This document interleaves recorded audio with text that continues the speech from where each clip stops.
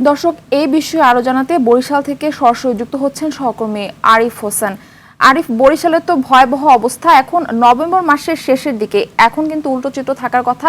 তার পরিবর্তে দিন দিন ডেঙ্গুতে আক্রান্তের সংখ্যা বেড়ে চলেছে। তো এ নিয়ে চিকিৎসকরা কি বলছেন জানাবেন। ধন্যবাদ আপনাকে। আপনি জানবেন যে ডেঙ্গু প্রতিরোধে বরিশালে যেরকম ব্যবস্থা গ্রহণ করার কথা আসলে সেভাবে গ্রহণ করা হচ্ছে না। ফলে আপনাকে জানিয়ে রাখি যে চলতি মৌসুমে কিন্তু গত 24 ঘন্টায় বরিশালে ডেঙ্গু আক্রান্ত হয়েছে 144 জন। শুধুমাত্র সরকারি হাসপাতালে ভর্তি রয়েছে, এর মধ্যে কিন্তু একজনের মৃত্যুর ঘটনা ঘটেছে। এ নিয়ে বরিশালের মৃত্যুর সংখ্যা দাঁড়িয়েছে 39 জনে। তবে এখন পর্যন্ত বরিশাল সরকারি হাসপাতালগুলোতে 364 জনের চিকিৎসা নিচ্ছে।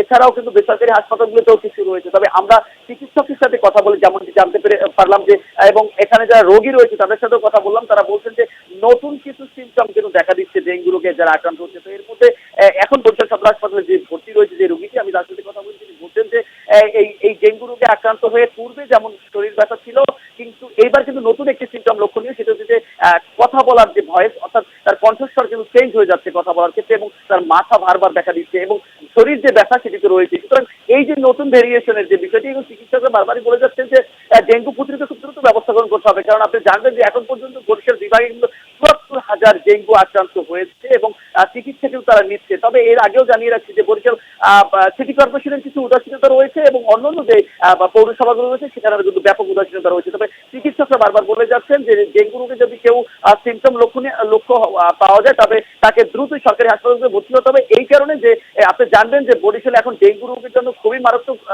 ঝুঁকির মধ্যে রয়েছে। সুতরাং যত দ্রুত সম্ভব চিকিৎসকের পরামর্শ দিতে হবে এবং সরকারি হাসপাতালগুলোতে ভর্তি হলে তাহলে কিছুটা হলেও নিয়ন্ত্রণ করা সম্ভব। অপরদিকে একটু বলে রাখি, সেটা হচ্ছে হাসপাতালের চারপাশের যে বিষয়টি, সেটি কিন্তু এখন পর্যন্ত আমরা গতকালকেও কথা বলেছিলাম স্বাস্থ্য, তারা বলছে যে হাসপাতালের চিকিৎসা ব্যবস্থা ভালো হলেও বরিশালে এখনো অপরিষ্কার রয়েছে, ড্রেনেজ ব্যবস্থা দুর্বল। আপনি জানবেন যে সরকার মেয়রবিহীন বরিশাল সিটি কর্পোরেশন। সুতরাং এখানে খুব দ্রুত সময়ের মধ্যে কার্যকর ব্যবস্থা করতে হবে, এমনটাই প্রত্যাশা করছেন নগরবাসী। মার্ফি এই পরিস্থিতি থেকে এখন